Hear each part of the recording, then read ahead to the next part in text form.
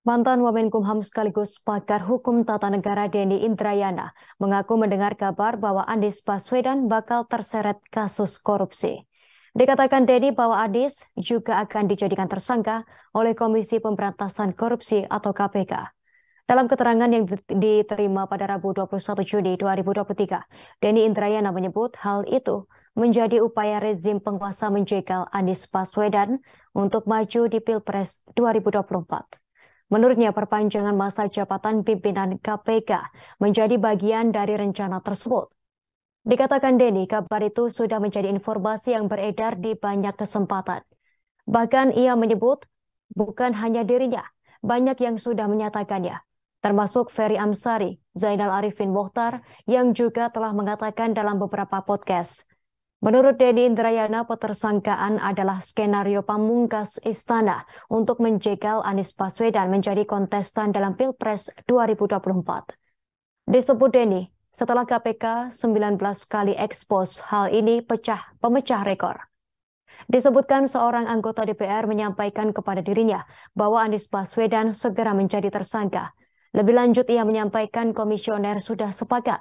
Bahkan berkaitan dengan masa jabatan para pimpinan KPK diperpanjang MK 1 tahun.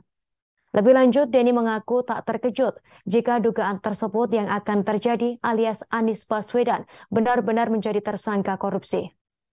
Dalam tulisan berjudul Bagaimana Jokowi Mendukung Ganjar, Mencadangkan Prabowo, dan Menolak Anies, Denny membeberkan upaya penjegalan Anies sebagai capres di Pilpres 2024 dan bisa berujung pada penundaan pemilu hingga perpanjangan masa jabatan presiden.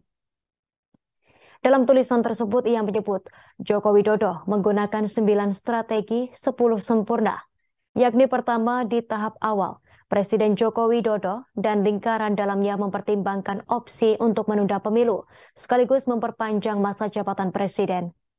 Kedua, masih di tahap awal, segaris dengan strategi penundaan pemilu, sempat muncul ide untuk mengubah konstitusi guna memungkinkan Presiden Joko Widodo menjabat lebih dari 2 periode. Ketiga, menguasai dan menggunakan KPK untuk merangkul kawan dan memukul lawan politik. Selanjutnya, keempat, menggunakan dan memanfaatkan kasus hukum sebagai political bargaining yang memaksa arah parpol dalam pembentukan koalisi Pilpres. Kelima, jika ada petinggi parpol yang keluar dari strategi pemenangan, maka ia beresiko dicopot dari posisinya. Selanjutnya, keenam, menyiapkan komposisi hakim Mahkamah Konstitusi untuk antisipasi dan memenangkan sengketa hasil Pilpres 2024. Sementara ketujuh adalah tak cukup hanya mendukung pencapresan Ganjar Pranowo. Jokowi juga memberikan dukungan kepada Prabowo Subianto. Kedelapan, Jokowi adalah membuka opsi mentersangkakan Anies Baswedan di KPK. Ini sudah menjadi rahasia umum terkait dugaan korupsi Formula E. Kesembilan adalah mengambil alih Partai Demokrat melalui langkah politik yang dilakukan Kepala Staf Kepresidenan Muldoko. Sementara ke-10 yang menyempurnakan adalah dengan berbohong kepada publik. Presiden Joko Widodo berulang kali mengatakan urusan capres adalah kerja para ketum parpol, bukan urusan presiden. Namun belakangan, baru beliau akui akan cawe-cawe dalam Pilpres 2024.